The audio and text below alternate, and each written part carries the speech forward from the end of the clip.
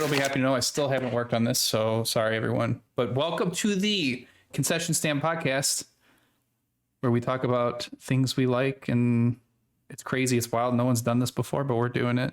So now you don't have to worry about it. But I am going to be your host with this chaotic, hopefully not too drunken experience, and it's probably just me that's going to happen to, because I'm drinking for Jared. And I don't know if Mike too, baby. I don't know if Micah's got something, but we'll see. But anyway, I'm Sean. He is okay. My socials are up there if you if you don't follow me or whatever. But I got with me my good friends Jared and Micah. Micah and Jared, go ahead and introduce yourselves. Who are you guys? Hello, I'm Micah. I'm the cute one. Taking that title. Yep. This week I'm the cute one.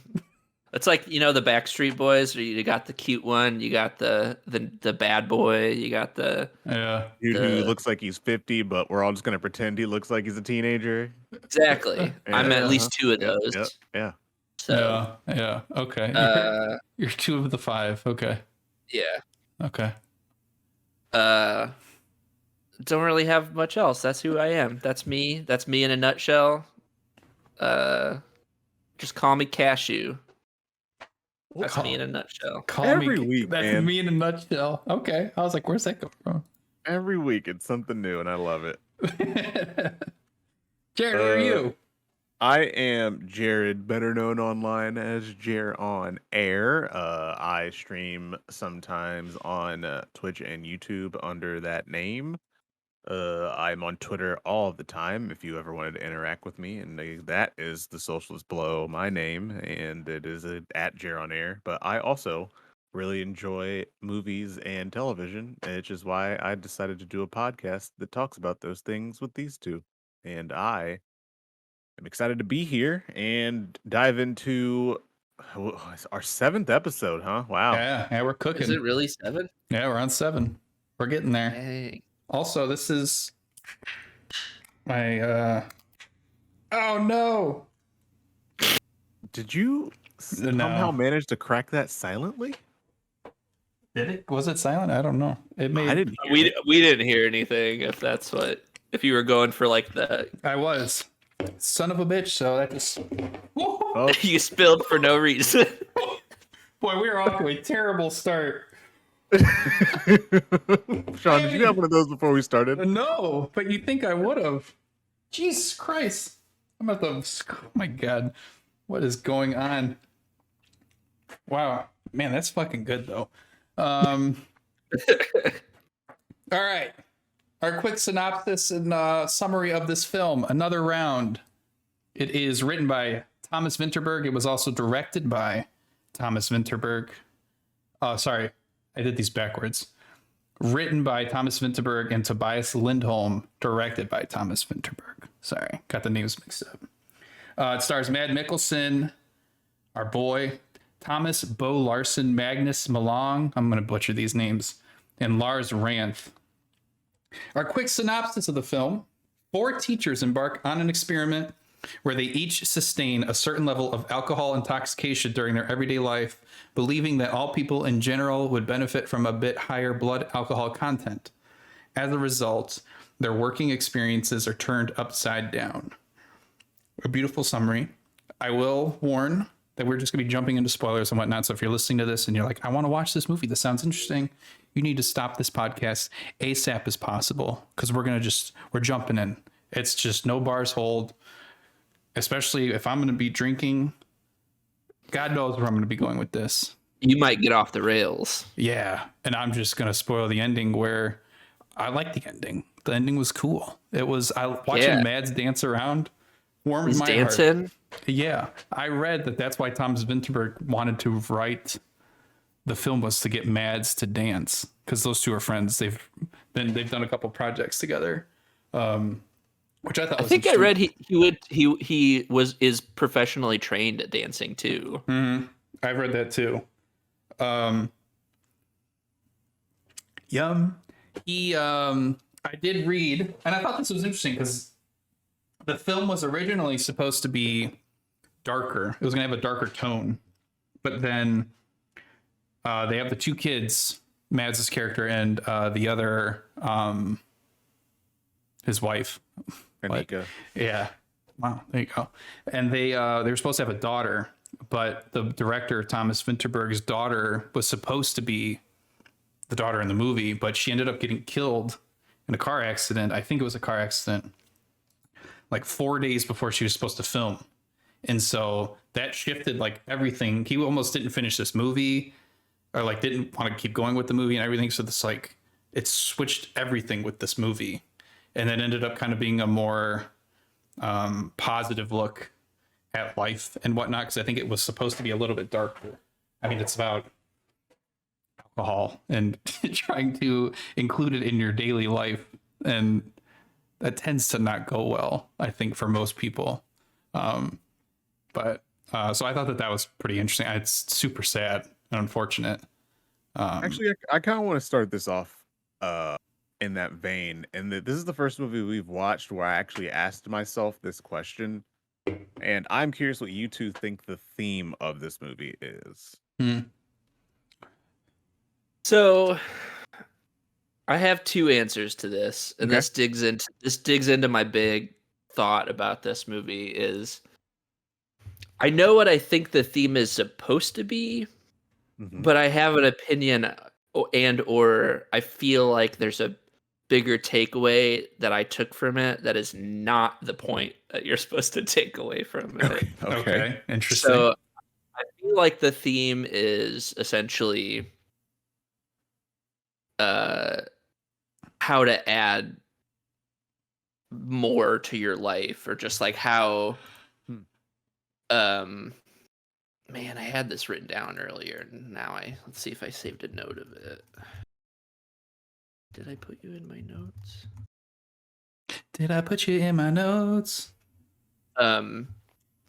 Basically it's like you got these four guys, and it's very apparent that some of them are having trouble in their lives. And so to me, what I think the point of it was supposed to be was these are guys who are searching to add meaning and purpose to their life, and so they find an artificial way to do that. But the point in the bigger scheme of things is like it's all about, they use that as a way to find the actual things to add purpose to their life. But I feel like you could very easily say the point of the movie was just drink more often and your life is better. And I know that that's not the point of the movie, and I know that's definitely not what they were going for. But if you ignore like the second half of Act 2 and the first half of Act 3, it's just about a bunch of people realizing drinking makes their life better, and then they continue drinking later, and it's still pretty good. After their bender, it's only bad for one guy, and then it's really good for the other three. I think it would have been interesting. I think it would have been interesting if they didn't push past the 0.05, because they seemed to be in this kind of like, he was functioning. He was, he wasn't driving. He wasn't doing anything like that. He was getting cabs and stuff.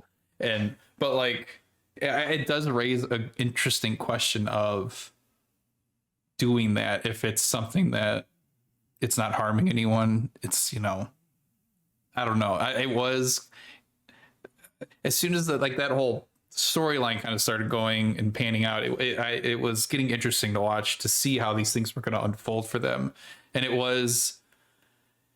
kind of reminded me of how probably how smoking was brought into film. Like you see people smoking on film, and it's just like it looked cool, and people would just do it just because it looked cool. And so like seeing the drinking and like how Mads was getting motivated in class, and you could see, and you're just like, I was kind of thinking like, man, this could work for me. Like, should I start doing this? Like, should I start just getting just a little buzzed and taking that edge off? And like, it's I don't know. There is a big theme of what Micah was talking about, and I think also trying to find,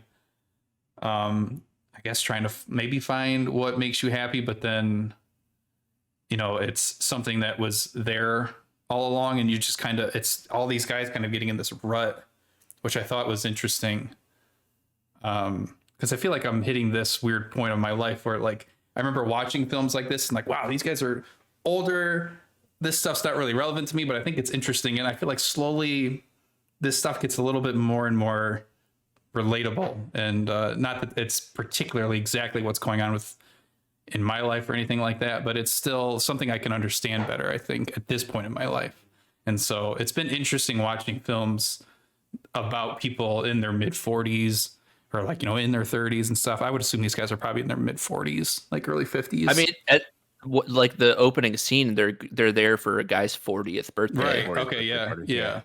I think he was probably the young. I mean, I assumed he was the youngest of the four, too. Could have been. Also, I think he was, because was it him, or was it the other guy who said that? No, it was the music teacher. But the music teacher was talking about, when I came to this school, you were the man or whatever. So I would imagine either he had just been in that school longer, or he also is like older, because they're like, yeah, man, you were supposed to be like doing research and stuff right now. Like, what happened? True. Yeah. So I think it is interesting them touching on subjects like that and how it's something I can personally understand better at the point in my life that I am. Jared, what would you say the theme was? Micah, thank you for asking. I actually believe the theme of the film is loss.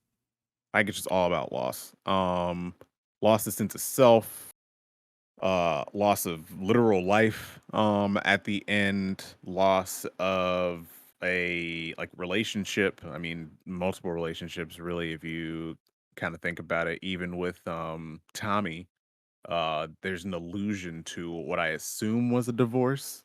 When he asked him about how's was her name Maddie or Meta? I can't remember. But he asked him about a person, and he's just like, oh yeah, I guess they're fine.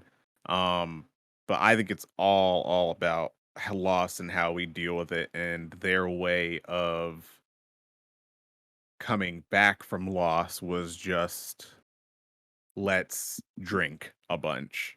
And I think it's funny that you were like, oh, one of the themes of this movie was, if you want it back, just like drink more. And I'm like, I feel like it shows the devastation that can happen for drinking. Like the whole movie's almost like a metaphor for an actual night out, where it's like you think that getting really, really drunk is going to be the greatest thing ever.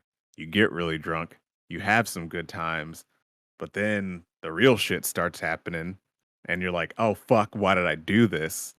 But then somehow, some way, you find yourself the next day or the next weekend like, you know what? Let's get drunk again. Even though you hated it the last time. You said the famous "I'm never gonna drink again" words or whatever, and then here you are right back there. Even Mads, I mean, also pretty, like, they might have kind of spurred on some alcoholism there. I was actually very curious at the beginning when they were like telling him, "Oh, Mads, one drink isn't gonna like kill you. Like you can have one." When he drank that first one and then he took another swig and like chugged it, and I was like, I don't think any of them, which is actually really, really common, uh, and you could do this whole movie just about this whole conversation is about alcoholism, but I think it's really common in that in our culture around drinking, we don't actually stop to think about what a person's relationship with drinking is before we start talking to them about drinking. And so watching Madge just kind of like naturally go into that, my first thought was nobody ever asked him if he's ever had a problem with drinking, and maybe that's why he's declined the drink over and over again. Like you come up with really polite sensibilities where you're like, "Oh no, I have something to do tomorrow," or "Oh no, I'm driving. That's why I don't want to have a drink." When in reality, for a lot of people, that's a really easy and safe way to make sure that they don't have to do the thing that they either don't want to do, or in the case of say alcoholism, like essentially they can't do, because it leads to really, really negative consequences. So that's why I was like at the beginning of the movie, I was like, man, Ryan would fucking hate this movie because there's so much going on there from like a therapist brain where you're just like, nope, can't do that, shouldn't do that. Why are they doing this? Um, but no, I think the whole thing, that whole time I was watching the movie, I was like, man, these dudes have clearly lost something. Some of them are in the middle of losing something right now. I think I called it what did I call it? What did I write down in my notes?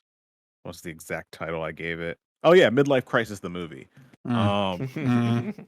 Because that's kind of how it starts out, and then we just, the rest of it is told through the lens of drinking. But Mads' whole relationship where they talk about how they like miss each other, even though they're still very much married, they're still very much parents, they still live in the same house. Like at some point they lost the love for one another. I do think I kind of wish they didn't wrap it up at the end in which they found their way back to one another.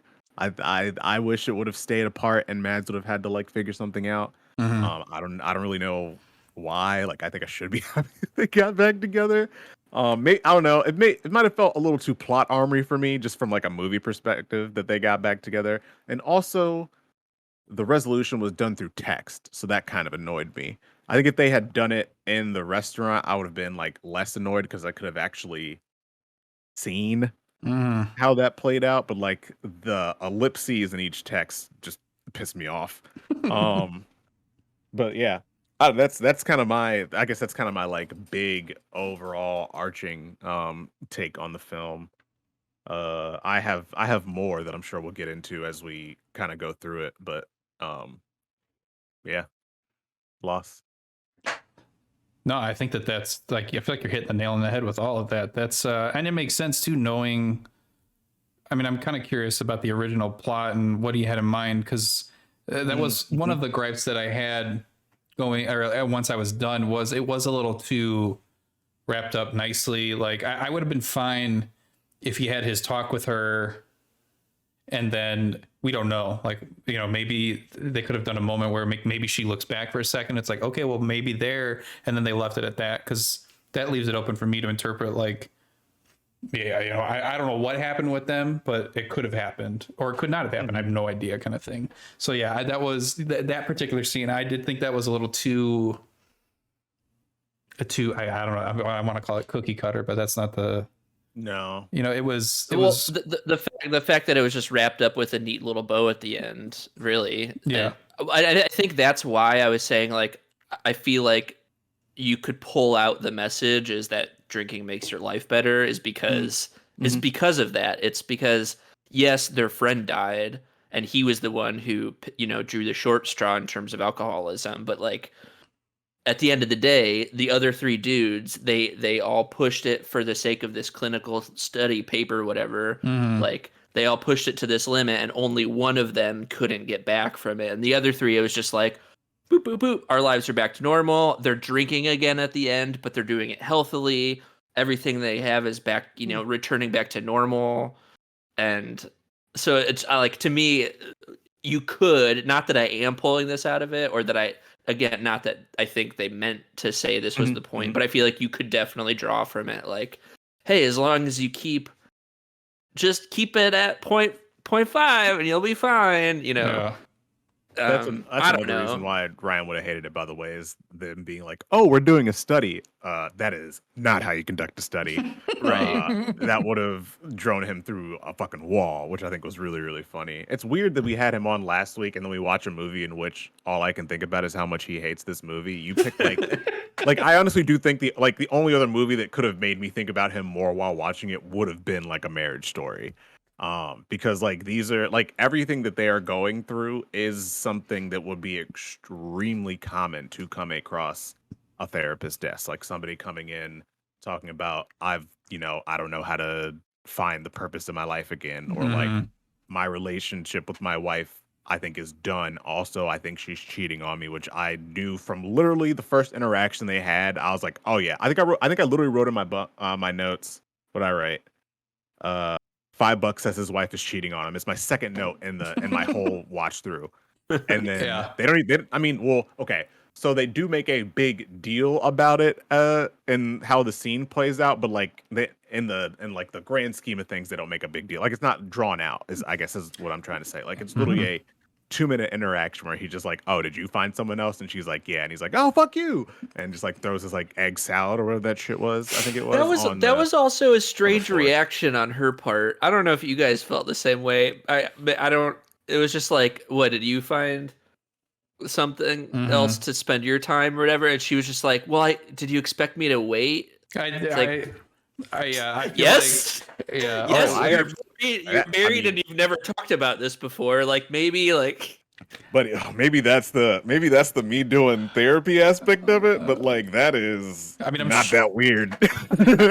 I'm sure it also is, could be because Karen and I just have a healthy conversation all Oh the yeah, time. that So it's also like could be it. Yes. maybe Mhm. maybe just for unhealthy relationships, like that's a norm. But like I was just like that's a weird response to have to that question. Honestly, I applaud her honesty in the moment. I To think be that like, she didn't tap dance around it at all. He was like, "Did you find someone else?" And she's like, "Yes, you weren't here." yeah. Just straight up, not drawing it out. Don't need to make a big fuss about it. She's like, "I did. What are we gonna do about it?" I think it ties back to the thing that you were talking about, where like they essentially lost each other too at a point. Like she was working nights. You know, they were opposite schedules, never saw each other. It was rare. These little run-ins and things like that was their only interaction. So they did, you know, they lost each other, and it was. I've always been ever since I read about Blue Valentines and like their sex scene and like how they went about doing that sex scene. I'm always like hyper aware of how sex scenes are done now, and so it was interesting watching like their sex scene essentially, because it was very like, you know, they were into it and whatnot, but it did feel like as soon as it was over, it was just like this, like I was uncomfortable, and not because we're like in the tent with them, but it was just kind of like you could see it wasn't fully there, I guess, between the two of them.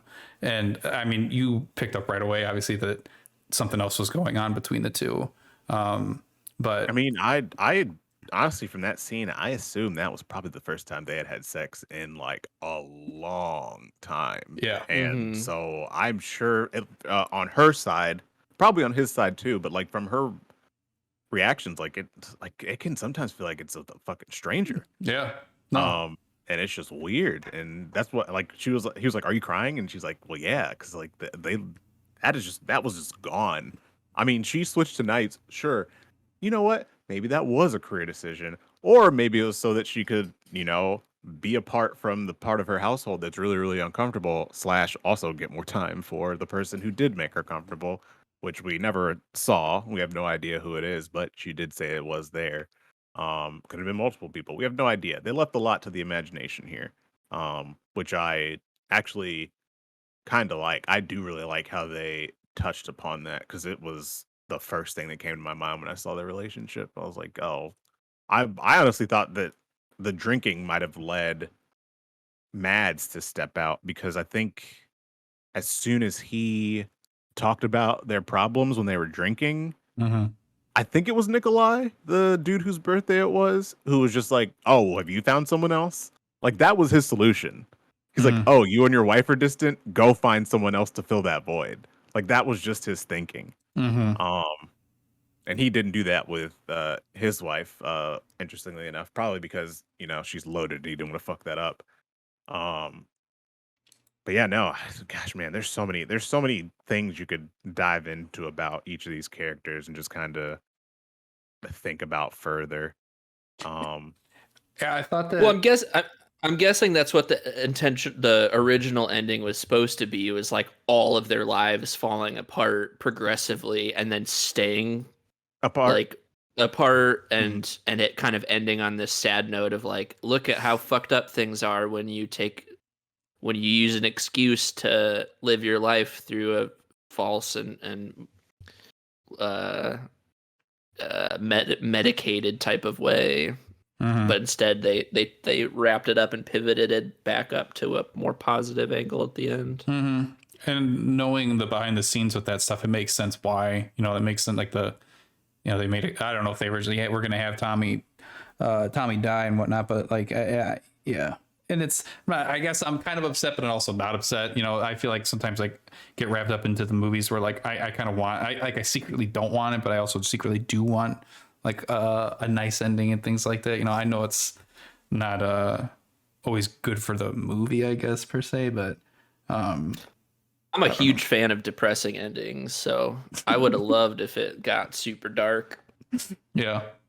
I'm not a huge fan of depressing endings. I don't know. I think just by what we saw on screen, logically, from my brain, Mm-hmm. like it wouldn't have made sense for it to wrap up that way. We also don't really have an idea of the amount of time that has passed between all of these events. Like, we don't really know how long it was between him and his wife sitting down. You Mhm. could probably do, I guess, maybe the math if you knew like how the The school year or Danish something. school's year worked, which I don't. Yeah, it would be the length of a semester, so Yeah. roughly 4 months from start to finish. If it works the same way, I don't know. Like, I mean, Well, there's also just so I much don't like we didn't learn. I have a friend who went to college in Denmark? England. Oh, No, England, okay. England, but they did trimesters. Mm-hmm. So if Denmark or Sweden or any of those northern European countries are similar, they'll do something like that where it's anywhere between 3 to 5 months for a semester. So it wouldn't Okay. surprise me if the whole start to finish the story takes place over like 4 months. Yeah, that feels tight for all of that stuff to happen. I mean, that wasn't like a small blow up they had. I mean, he also got so drunk that his oldest son had to come and pick him up from the Mhm. neighbor's house. Yeah. And so, yeah, I don't know. There was just a lot going on there to where I was like, I feel like there needs to be a little bit more time for conversation and like healing here to where this feels a little bit Rushed. too wrapped up. Yeah, like Yeah. if like I mean that also she did just say that she like missed him, so maybe that could just be the beginning of talks of getting back together if that is the goal. But you Mhm. know, I think overall I would have liked it better if it was just like we're all kind of not doing great. Mhm. I guess Nikolai's not necessarily doing better. He did kind of make light of his situation, so we don't truly know if his home life was better. Well, I thought he had made a comment that was just like, we're doing well now, or like I can't remember. It was just like, oh, I can't remember. I thought I remember him saying some sort of sentence of like, we're back on better terms of some sort because I haven't peed the bed. I'm not peeing the bed again Yeah, or something. he I made a can't. joke about not peeing the bed. Yeah. But it's like, you know, I mean, some people also say these things so that you don't actually Don't have to talk know about it what's or going on. Yeah, like it'd be easier to say that than be like, oh yeah, my wife's still at her sister's with our 3 kids. Yeah.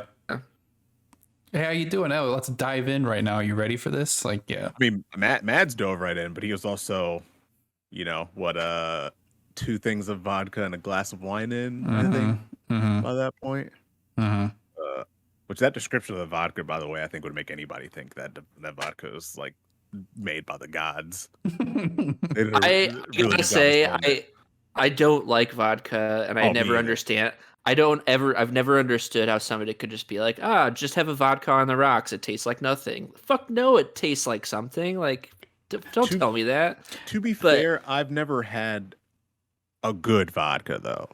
Yeah. Like I guess like the best vodka I've had is like, you know, like a Belvedere, and Belvedere's not even that good of vodka. Yeah.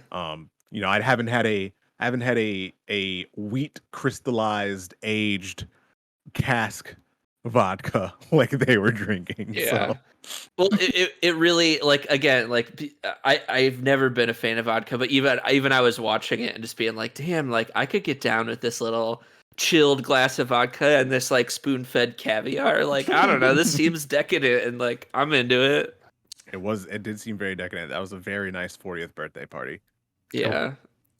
It was yeah, no, I'm the same way with vodka where I was literally like wincing, like, oh man, dude, there's just no way I could just straight take like screwdrivers are the best way for me to drink any kind of vodka. Some of those scenes of them taking pulls of the Smirnoff, if they were just like blop, blop, blop, and I was like, oh god, this is reminding me of college in the worst way. Like, Dude, thank you. When that scene first started, I was like, you got to drink something other than Smirnoff, man. Like, you're a teacher. Like, the moment you start teaching, people are gonna be like, oh, that's vodka. Yeah.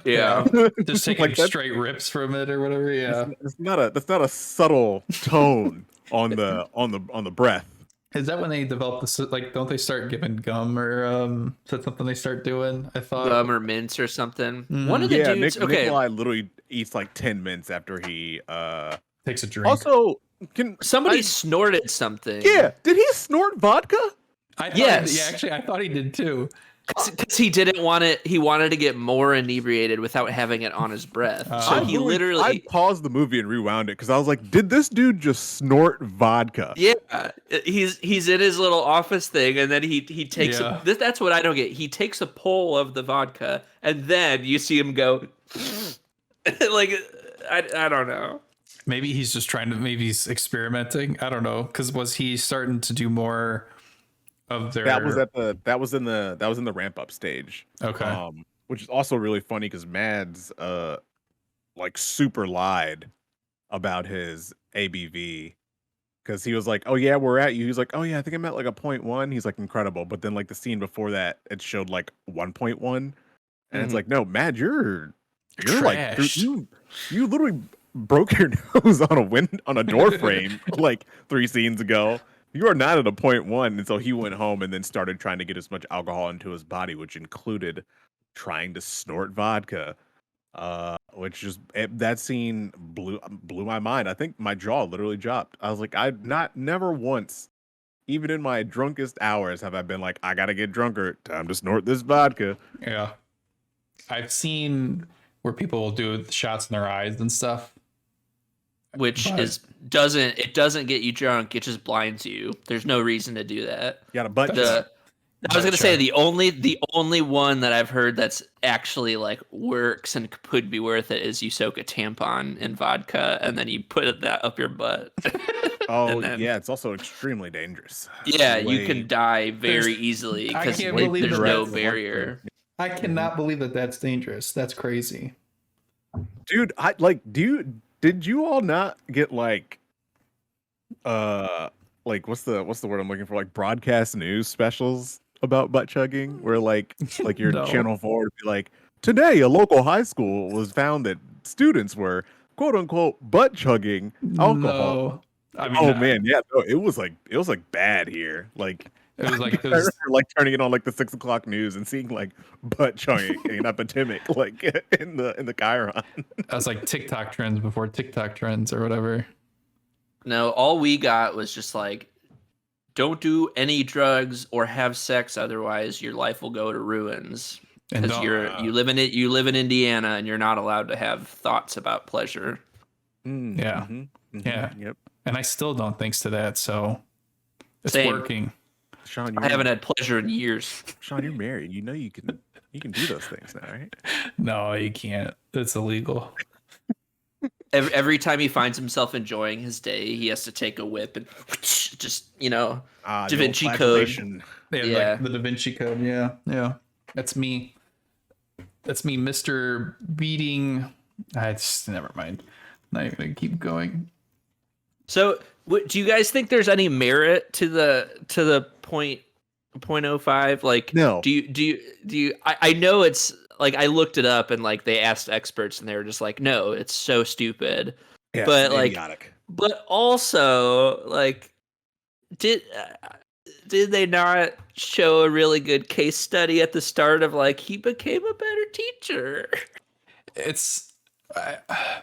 I can understand because there's like that. It's like the thing with the student, which I thought was interesting that was in there, where he's like, just take the edge off, just do this, and like that was the one, as far as I know, because I'm trying to remember, but I don't think they showed anything really negative happening with him doing that. Like he just he passed. Yeah, he passed, and it was like, so.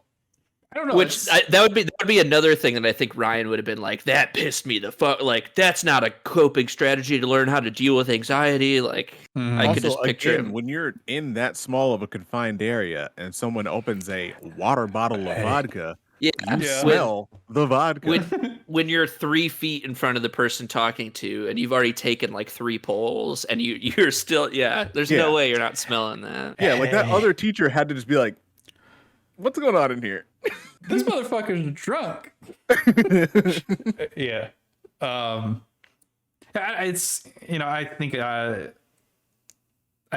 I feel like people get to the point, they would get to the point of it where Mads is like, well, what if we up it a little bit? You kind of just, you keep going. You get to a point where it gets incredibly problematic. Cause yeah, I don't know. It would be nice to find that balance of buzzed, but I can't not function. I can't do anything now because I'm just so drunk and but there is that point of just kind of turning that part of your brain off that alcohol can help with, and things like that. But yeah, I don't know. It raises that interesting question of what could happen with that, Horrible things. Nothing interesting about it. Bad. All bad. It really made me want to try it, but knowing myself that I could never do it because I'd either get a headache 2 hours in and be miserable, or B, I'd be like, fuck it, I'm doing 7. Just Mads eventually got to. Yeah, it's just the go big or go Tommy got home. there almost instantly. He did. Yeah, Tommy went real quick. Yeah. Tommy had been obviously struggling for a very long time, and Tommy was the only one who wasn't married, right? He was the one who made the comment about like, you guys all have families, or was that the other dude? That was the music teacher. Oh, okay. That was. And I think they alluded to Tommy at one point having a relationship, but the music teacher was the one who was just like by himself, and eventually, found the substitute art teacher. Oh yeah, right. Quote unquote, put her in a clamp and gave her the old D sharp. Yeah.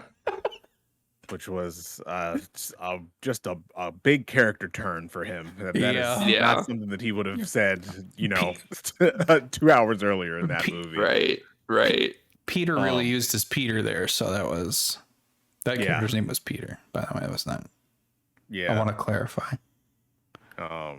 The Tommy scene was really difficult to watch at the end for me because I feel like there were just so many signs that.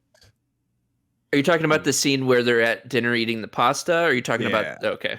Yeah, no, not the boat scene. I remember thinking that scene, this is going to be the last conversation that he has with Tommy. Yeah. And I was like, I don't really, and maybe this is just like my bias or whatever, but my whole thing that time was just like, I don't really know how Mads knows this isn't going to be his last conversation with him. All the signs are there. The stuff that he's saying in his words, he's fully stopped taking care of himself. He stopped taking care of the dog that he loves so much and that also needs so much care. I was like, oh yeah, there's like no way Tommy makes it into this movie alive. He specifically asked him to stop checking on it. Yep. Yeah. I think maybe when he came to the school meeting was the first time I was just like, yeah, no, he's probably going to be the character that doesn't make it. But I'm pretty sure like minute 20 of this movie, I was like, someone in this film is going to die. Yeah. Well, I would say the first inkling you get is when you find out at the start of their study, he has like 7 bottles that the janitor finds in his office or whatever. The flask, there's one. Yeah, I think there's 2 or 3, and then the flask. Yeah. Yeah. Also, whoever that teacher is that was in there is an idiot. It obviously is Tommy. What's going on in here? Oh my God! Can you believe this? You haven't told anyone, right? Dude, like only like you, me, and like maybe one other person have the keys to this room. Can you believe this is happening? This is weird. Who do you think this is? It must be a student who broke in. Yeah, this is so crazy. While he's talking to a hammered Tommy. Mm-hmm. So then also, what's the implication with Tommy at the end when he gets on the boat? Did he kill himself? Did he and the dog just die at sea? Like, did he kill the dog because he?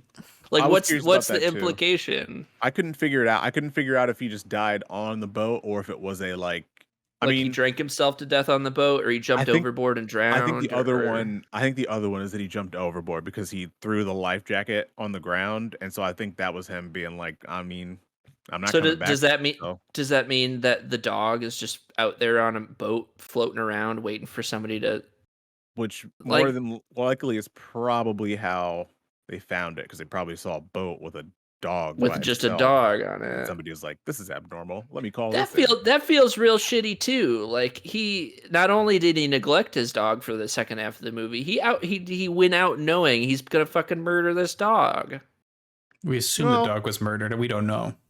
You might have assumed that somebody was gonna. But I mean, it doesn't matter what happened with the dog. It's the fact that he went out with intent to kill himself and brought the dog with him. He wanted his best friend with him. I don't know. Leave the dog at home so the dog doesn't die. I don't know. I felt like that was a bit of a. I get what you're saying. This is someone who is clearly not in a very good headspace. So that is also true. That's true. I remember that scene where they were on the dock, like fishing, because they we're out of. My God, yeah, they go to the fucking supermarket and the dude's like, "Do you have?" It was a crab. I can't remember. Cod. Yeah, fresh cod, and he's like, "We don't have any." And then he he takes out so much stuff, dude. I'm trying to think of like the equivalent of like being at the. We don't have one from the theater, but like. Just all that shit breaking and like, oh my God, dude. Yeah. Well, the funny thing too is when I watched that scene, I was just like, the first thing that came to my mind was just like the American way of just like, I was expecting the guy to be like, you're gonna have to pay for all that, right? But it was like, and then it clicked in like after, because it was like, oh no, they're not an American culture. They actually care about other people, and so like the guy's response was like, listen, man, like, are you doing okay? Like, I think you should really be careful and get out of here or something. Like it wasn't worried about product or like loss of money. It was just like, hey man, are you doing okay? You should allowed in the store. Anywhere. Oh, I know. I know. But then, like literally, oh no, you're hammered. Get out. Literally, if that had happened at the movie theater, it would have been like, you have to pay for all that, right? Like, yeah, it's gonna be $214 for those 7 Skittles you broke. Damn, they're breaking Skittles. Those are hard to break. Yeah, dude. That was a terrible example. But I remember when they were on the dock trying to get the cod. And I was like, oh my God, dude, these guys are drunk as shit. And they're standing by water. And I'm waiting for one of them to like fall in and die or like. Shocked. I'm shocked. That's how Dennis Wilson of the Beach Boys died. He was trying to spearfish with a net and somehow being able to throw that into the water with all of his strength, but still keep his balance on the dock. Incredible. Must have been all the ballet lessons. That's probably. He can plie like a motherfucker. He can. He was able to have another round because of the strength there. That's the title of the movie, guys. That was pretty good, right? Hated it. You hated it? Hated it. Why you got it? Why? Well, you should have said the Dutch title. Druk. Yeah. I don't even know if that's how you pronounce it. I don't either. I'm curious. The student graduation celebration thing at the end, if that is that something, I don't know if either of you looked up if that's I didn't look it up, but I have the same question you do. Yeah, if that is actually a thing because that'd be fucking cool to like. That town is beautiful, it's cool, it's like all the stone and whatnot, and they're right by the water, which is probably not safe because they're all drinking and shit, but I loved seeing that. You get to hop on 3 giant trucks that drive you around your city and eventually take you to the wharf where you get on a boat. Meanwhile, all this is going on. You are just getting hammered off of champagne. Yeah, not in my wildest dreams would I imagine that would have ever happened in high school. Yeah. Unless you were on the state championship football team varsity squad, then you're getting trucked all over the place. Is that what happened? Maybe not in Valpo or in Indiana, but I'm sure somewhere in the U.S., I'm sure in multiple places in the U.S., some varsity team won state or won championships, and the whole town is just like, yeah, you're the most important thing this town has, and then treated them like celebrities and all that jazz. We're America. What else would we do? I don't know. Where did this movie actually take place? I haven't been able. Is it in Denmark? I know where it was filmed, but like, where's the story supposed to be? I assume it's in Denmark, right? It says a school in Copenhagen. Okay, so it's in Copenhagen. Okay, I could never find a town. It was always just like, this is what happens, but not where it happens. Okay, so yeah, it's actually in Denmark. This is this. Yeah. Yes. Yeah. So I assume the drinking age is 18 there, right? Denmark drinking age. There was apparently 18. They've had the drinking not the drinking limit, but the was it 16, 18? Is that what you said? It's 18. It's 18. You Okay. can, it's there's no 18 actual restrictions on people younger, but 18 for bars and stuff. Oh, okay. 18 for pubs and nightclubs. To purchase, you have to be 16. 16. Okay. So if you were to go to like a liquor store or a grocery store, you could buy it at 16. It's Okay. wild to think about here. Yeah, they have. So it says that Denmark has some of the highest rates of teenage drinking in the world, but I guess they've wanted to raise the age, but I guess older adults recall their own youthful intoxications fondly. So that's been a problem of them. Like, well, I mean, like when I did it, I don't know. So, but I think that's. I wish we had that here.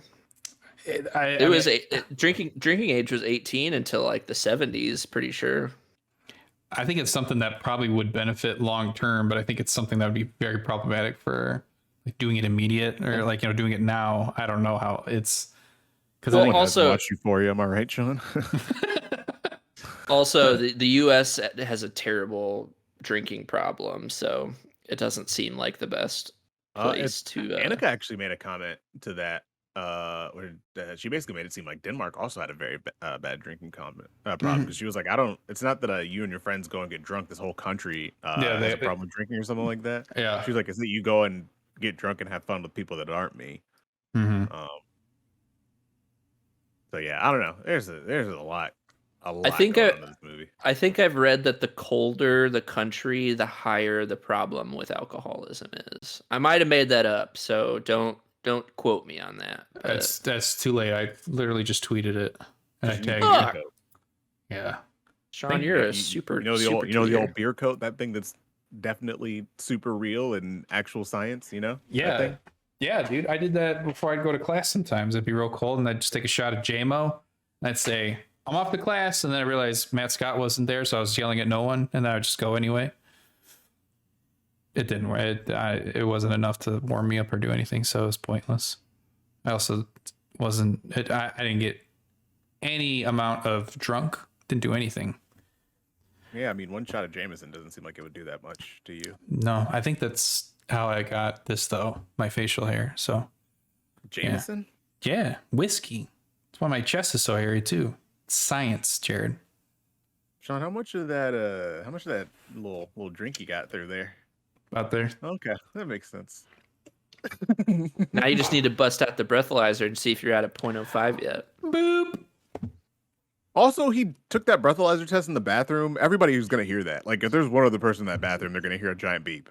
And that's like a breathalyzer beep is not your normal beep. Like there are a lot of things in this movie where I was just like, everyone knows what you're doing. Why do you think you're fooling anybody? Which they probably the they alluded that nobody did fall for it when Mads is having breakfast with his family and he's just like his kids were like, everybody knows. Mm-hmm. Everybody knows, I'm pretty sure at this point, that you've been drinking for a while, and it's also pretty ridiculous that they didn't get in trouble at the school. Like Yeah, they had that whole meeting, and the teacher or the principal was like, "Yeah, it's been brought to my attention that some teachers have been drinking on school premises." And what, you just had that meeting to like scold them, and that's it. There were no repercussions or anything like that. Because their culture is people centric. They care about people, so I'm sure they were like, "Let's get you the help you need," rather than just like, "You're a liability. You're fired." We didn't see any of that addressing. Like, yeah, I get being like people centric, but it wasn't like, hey, let me call you four in because everybody knows it's you. How are we going to resolve this? They were literally just like, yeah, no, some of your teachers are drinking. Well, don't know who it could be that's so commonplace in Copenhagen that, like, of course that's, it's a foreign film that they're making for themselves. Maybe it's just like, oh, of course they're going to get him the help he needs. He's not going to get fired. Why would he get fired? He needs help. He's sick. It could be like, it's so just ingrained in all of them that would be the response, that they didn't feel the need to put that in the movie. Whereas in America, it'd be like, that would have to be a pivotal point to talk about because we have to do that type of thing.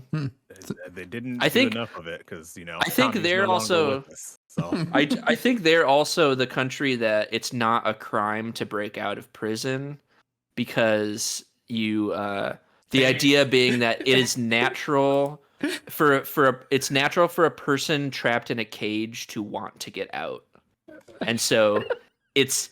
Is it not a crime, or is it more so it is less severely punished? It's not a crime. It's not a crime that it's not punished. They will put you back in jail for the original crime you committed, but you don't get additional charges or additional because their reasoning being it's a natural behavior to want to escape imprisonment. Interesting. I mean, I would look this up because I have no idea if that's true. But if that is the original, I'm fairly sure it's true. As we go by Quora, to have all of our knowledge throughout the history. That's where I'm looking right now too. Quora is right, as it always is. I got heavy sarcasm here. I've got my Yahoo answers. Oh wait, I didn't ask Jeeves. Hold on. Am I pregnant? Am I pregnant? But I love the Yahoo Answers thing of that. 13 prisoners escape a Danish prison using a bulldozer. It's like the fifth thing that comes up, so that's pretty cool. Wow. That's yeah. I mean, I want to say they deserve it at that point, but that's not true. I mean, if you fit 13 people on a bulldozer, yeah, you deserve it. Welcome back to society. Let's get you an engineering degree.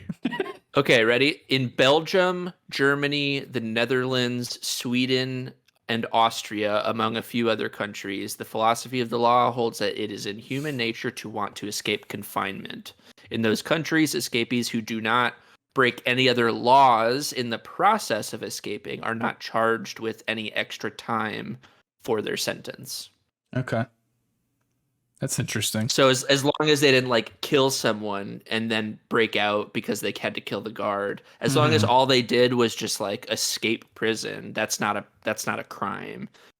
It's only a crime if you kill someone, you steal someone's car, you all these other actual crimes. Yeah, interesting. Very interesting. I never knew that. The more you know. I'm just imagining El Chapo breaking out a bunch of guns, and it's like, get back in here, you rascal. You little rascal. I would just go full Pablo Escobar and build my very own prison. Be like, you know what? I'll stay in I built this. I'll stay here. Okay, this is fine. That's what I would do. Wow. Mads teaching us more about the world, huh? Thank you, Mads. Mads is so good. I really haven't seen that much that he's been in. Casino Royale. Yeah, that was actually my first introduction to Mads Mikkelsen was Casino Royale. I imagine that's how a few Americans were first introduced to him. But since then, actually, I didn't go through his. Hold on, I just hit the back button on the wrong screen. Oh my God. Oh no! Please load.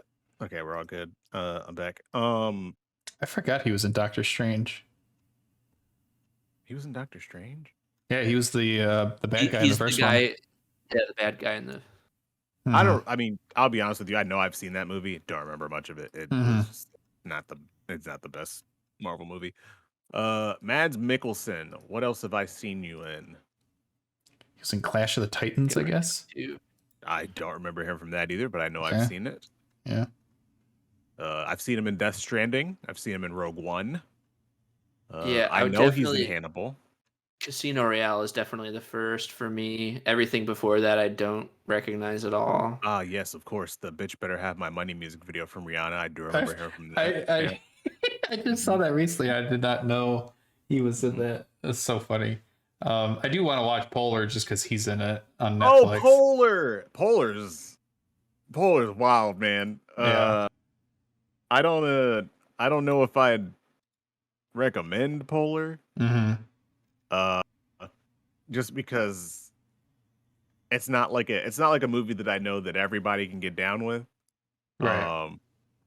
But it's a movie that's based off a comic book, so know that going into it, and I think that gives you a better idea of what you're going to watch. But I did not know that, and I watched it without that knowledge. And it made it Guess who else is in Polar? Matt Lucas. Who's Matt Lucas? The Great British Bake Off bald boy.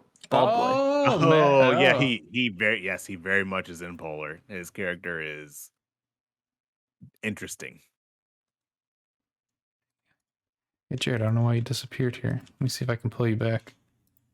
Yeah, VOD Ninja says I'm not in there. Oh, there you go. Okay, thank you. Thank you, Sean. But yeah, Mads is fine. I don't have a love affair with Mads like everybody else does. He's just very fine to me as an actor. Mhm. That might change when I see, like, say, The Hunt. The Hunt is The Hunt was good. I mean, the topic is a doozy of a topic, but I enjoyed the movie. It's the same director and everything too, so it's pretty similar vibes with this one. I've heard pretty good things about Riders of Justice too. But that seems like, to me, just looking at it, it seems like it's going to be like the Taken equivalent or something. Yeah, is my guess. But yeah. There's some fascinating screenshots from that movie in here. Yeah. So yeah, I let me see. Do I have any other, like, overall? Oh, can we pour one out for my man Specs? Yeah. I did enjoy that scene. I thought that was Yeah. that moment with him and Tommy was a good one. Yeah. It did yeah. It did warm my heart. Mhm. And he grabbed his Respect. Yeah. But he got that goal. So that's all that matters. He did. I mean, that was a hell of a goal too. That wasn't just some, like, small goal. Yeah, he ripped that fucking thing. I figured he'd be like, he'd go to kick it and miss, but then holy shit. He was the MVP of that game for sure. He was the most valuable player of that game for sure. That's what MVP stands for, by the way. Did you know that? I did not. You Thank did you not? for teaching me. Even though I'm the one who said MVP, I just thought. Yeah, I thought it was a word. EMVEEPE. Right. I thought that's I mean, MVP. Baby Boy LaCroix is known for just hearing things and then just saying them and like, I hope this fits. That's me. You all also answered this. That's why they call me ears. A little bit towards the end. But the last thing I wrote down was, "Are we sure this isn't a mad stunt / dance double that we're seeing here?" No. Apparently He that had was some moves. that was all him. Apparently, according to the trivia. So He has a background in dance. yeah, It was also pretty interesting. When Nikolai's wife was, like, taking the kids and she was, like, detailing what they were gonna do with their day. She was like, "Oh yeah, we're gonna head to capoeira and then we're gonna go to." I was like, "Just these kids are just casually doing capoeira at like 3?"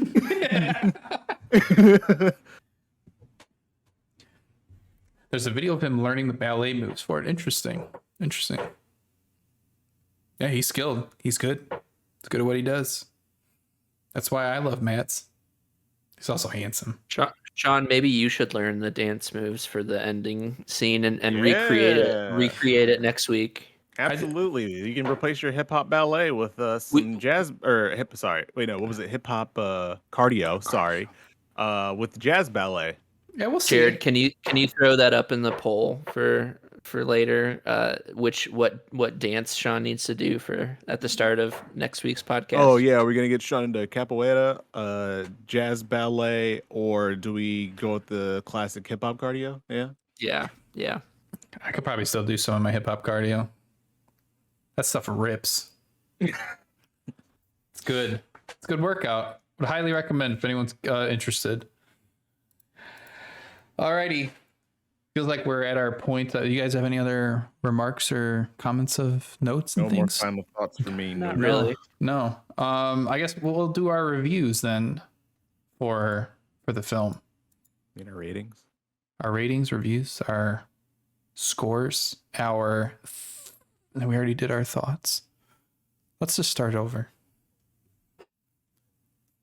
You just want to crack open another one of those things. This is the last one. I can't. Makes me sad. I want another. Tomorrow's Monday though. I can't just be drinking. Although, no. You could stay at a 0.05. That's true. I mean, technically, you're breaking one of the rules right now and drinking after 8 p.m. So Oh, that's true. That is true. You already you are also technically working, which is when they were supposed to be drinking. So there's a That's lot of true. moving parts here. A lot of moving parts. Your day doesn't start at the same time as the school It's teachers. true. That's true. So, you know, as my good friend Katie always says, don't let the sun tell you when to drink. Yeah. Has gotten me into a lot of trouble. Oh, well. Okay. Sean, what's your rating? What's my score? I'm gonna go 3. Rudy, I'm sorry to do this to your legs, but I'm gonna go 3.5.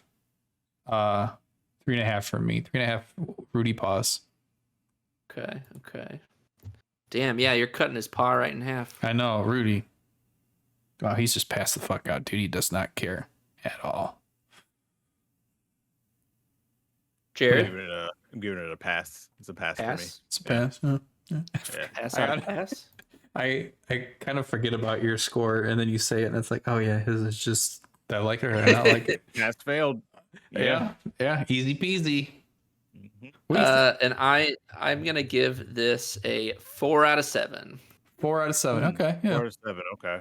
I feel generally positive about it, but I don't think I'd run around telling everybody to watch it. Yeah, That's fair. Yeah. I'm in the same boat. If you wanted to watch it, go for it. But I'm not going to be like, this is a movie you have to see. I'm curious, just because his rating system is fucking weird. But what do you think Ryan would give it based on his color system? Definitely turquoise. Turquoise. So what's the good and bad again? Because I don't remember. It's So purple, bad right? is bad. He has as a muddy green, like You an actually wrote off this down? camo green. I Yeah, did. yeah, I have it. I honor. Have you even looked at my movie review Google Doc I sent you guys? Come on. No, You sent it to us? What? You sent it to us?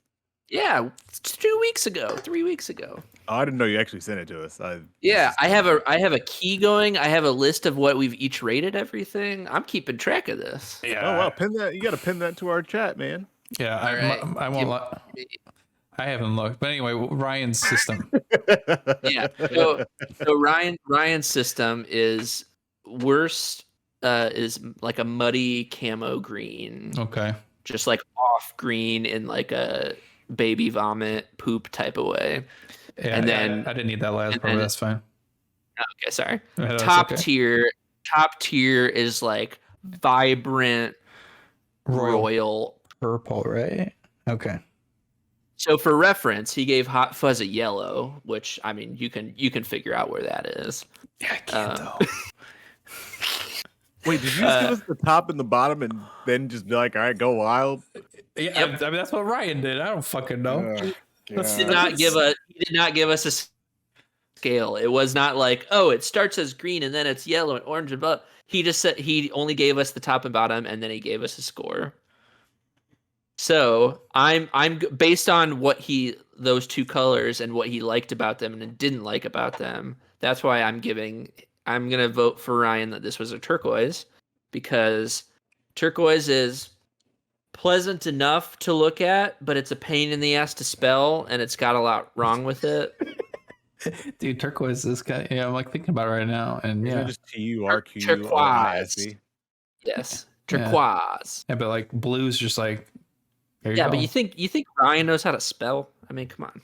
That's fair. Okay. That's a good point. I think it's not quite vibrant, but it's more vibrant than some other blues. But if you're thinking of what your perfect blue is, it's far from your perfect blue. Right. Yeah. And so I think he would the same way. He'd be like, this is not the perfect movie to look into therapy, but it's got some themes going on, and he likes to explore interpersonal relationships, but they don't cover them all very well. Yeah. So that's okay. this has been Dr. Mick giving you a turquoise. There's enough to keep Brian's brain busy in this movie for the next week easily. Oh yeah, which is But- perfect since he broke his wrist. But for the right reasons. Is it for the right reasons? Probably not. It will tickle all of his facilities. Yes. Mm-hmm.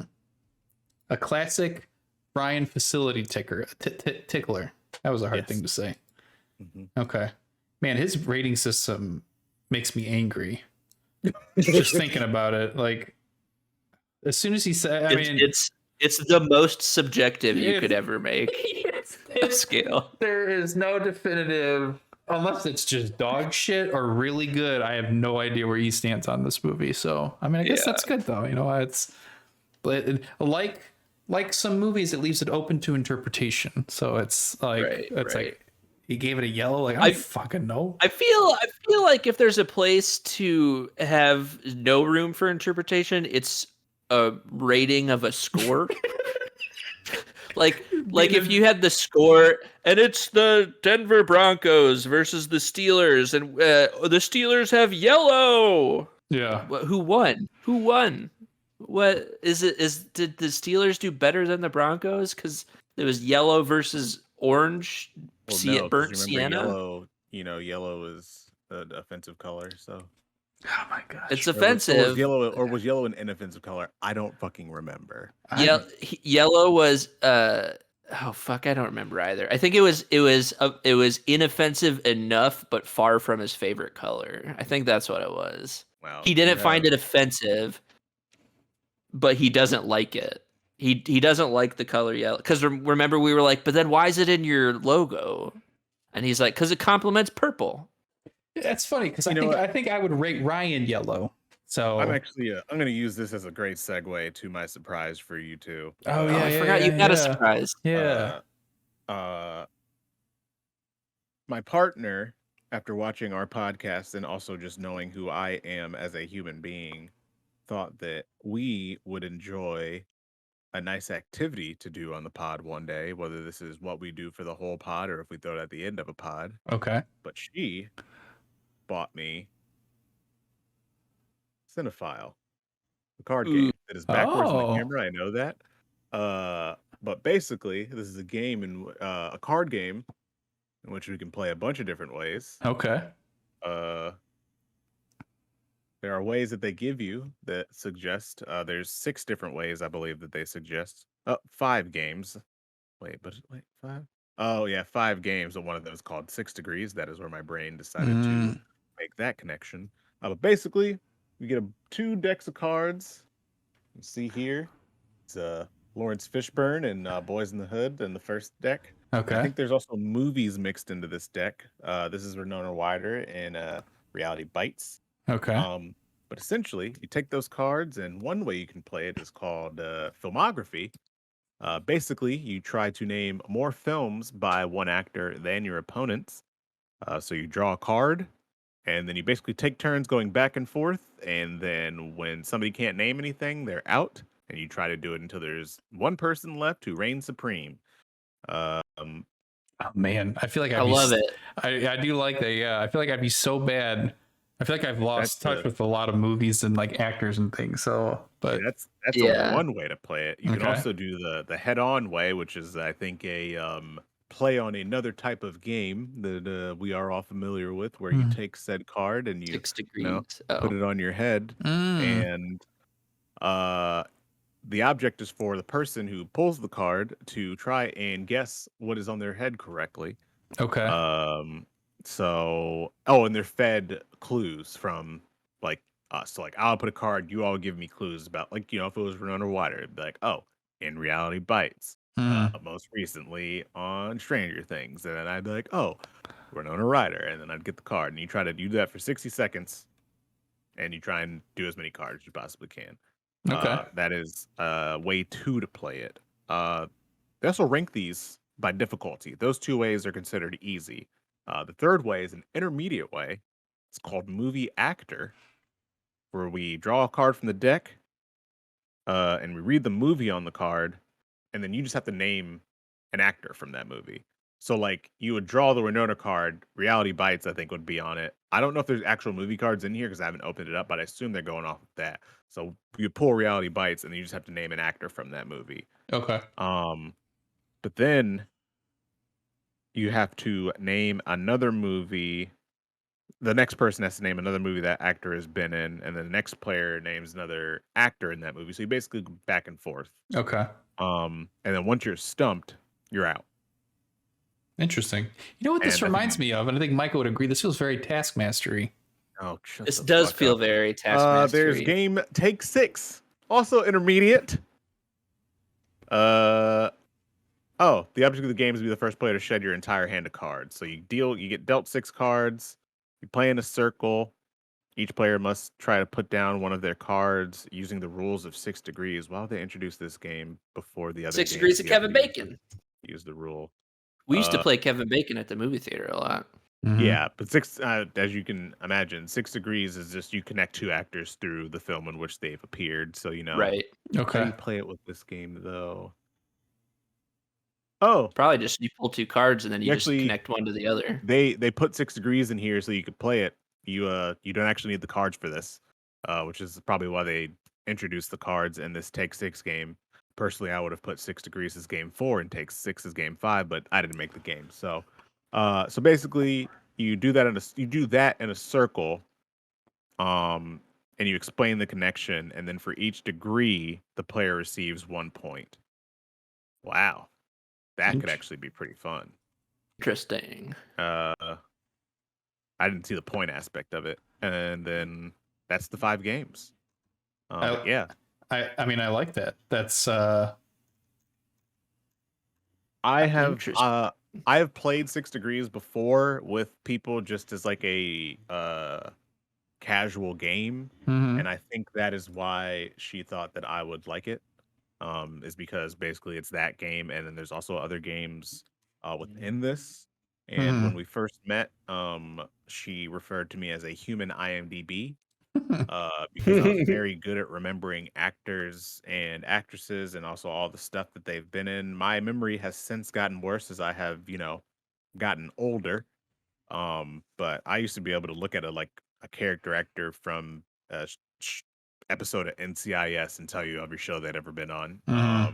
'Cause I just watched so much movies. Which the last thing I'll say here is I've really enjoyed this podcast.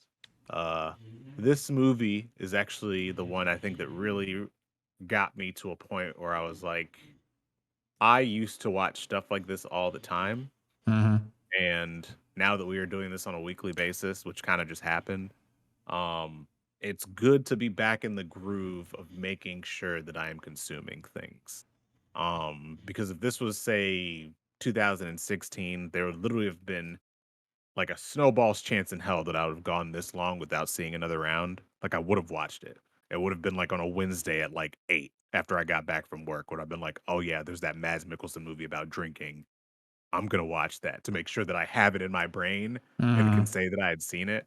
So it feels good to be getting back in that kind of groove because as someone who, as you know, was once referred to as a human IMDb, movies and TV is really, really important to me. So thank you to you guys 100%. for 100%. I'm getting me with you on going. that.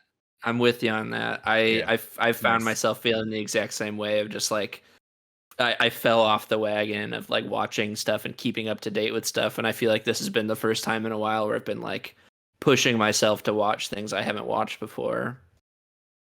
Yeah. So I agree. This has been fun. It, I would agree with both. I'm glad that I'm doing this with both of you too. I think I feel like it's something we kind of do anyway, and it's nice to just kind of have a way to just do it this way, and Mhm. yeah, I enjoy talking about this stuff. Like I've been messaging Jared just about Euphoria like crazy, and it's just like I just enjoy talking this stuff out because I feel like I get more out of it. I mean, there's different points of view. Like your guys' experience, this movie could have been completely different than mine, and I think it's important to. I want to get that perspective on this, and I love that. That's one of my favorite things with movies, and so I genuinely mean it when I do tweet and stuff. But I am honored that you two are here doing this with me because it does keep me. It's the same thing. Like I just kind of fell off the wagon with this stuff a little bit, and it's not something I wanted to do.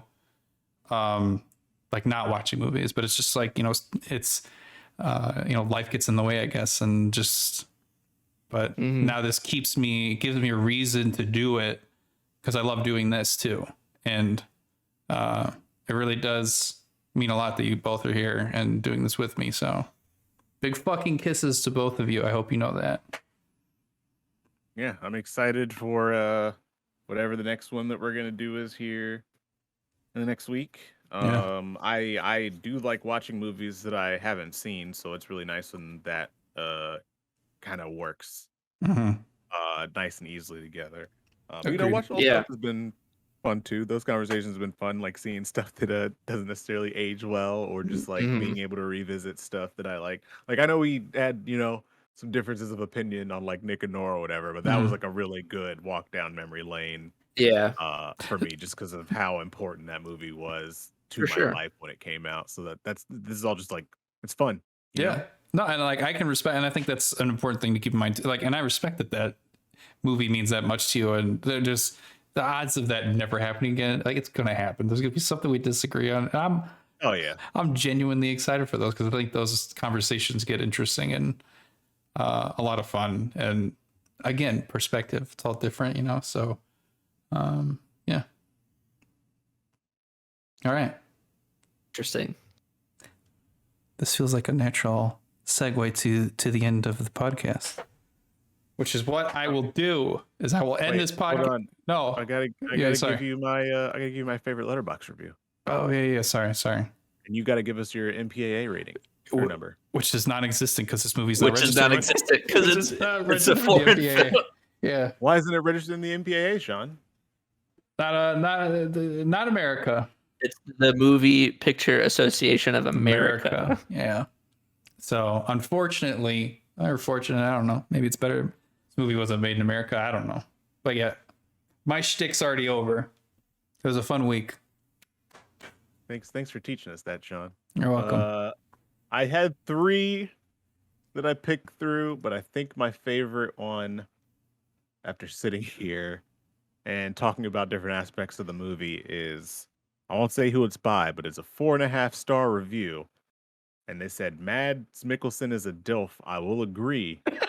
But he looks like one of those teachers that would pull up to a parent's evening with the absolute worst coffee breath ever. Which I think is very funny because based off this movie, it's not coffee we're going to be smelling on that dude's breath. No. It's going to be straight Smirnoff, which I think he has enough money to buy stuff better than Smirnoff. Yeah. That's my favorite Letterboxd review of the week. Your Letterboxd review of the week. Okay. All right. I love it. Right on. If you're watching, now I can end it. Okay. Thank you. You're allowed to end it now. I have Jared's blessing. I'm ending this. If you're here watching us right now, you can do !TCS for all of our socials and things like that. If you're listening to us, it'll be in the information of this podcast. If you want to find all of our socials and things like that, they will be there. So make sure to follow those if you would like to stay up to date. We will also have, oh my God, I am so glad that King did that. Yes. Thank you. Thank God. Oh my God. For those that are listening to this, King's been giving me shit about TSA. So I put a command in there for King and he fell right into my trap and it's beautiful. So King, thank you for doing that. I love you, bud. Follow us on our socials if you want to vote for what we watch next. You can join our Discord, which that link will also be in all of the things. So I do have a goodbye screen too, so we will raid somebody. So make sure you stick around. If you're here watching, I'll find somebody, but you just got to give me a minute or two to look. But thanks for being here, Jared, Micah. I've been praising you two a lot, but again, thank you both for being here. It means a lot. We will if you're listening, goodbye. Love you. Especially if you're dad. Thanks, Dad. Love you, Dad. Love you, Dad. All right, friends. You've been good. Hopefully I've been good. I think I've been okay. I don't know. I'm rambling now. Been a good boy. Been a good boy. I've been rambling. I need to just end this. I can hear Jared sighs through his nose. Like Sean just shook. This is great. This is you good. should have more of those little paint cans before recording. These little bramble mules. Yeah, I do. Brett's there. This bramble mule. I need to get more. Amber's going to yell at me, so she won't yell at me, but I need to get more. All right, friends. Stick around for the raid. We'll see you soon. Love you all. You're great.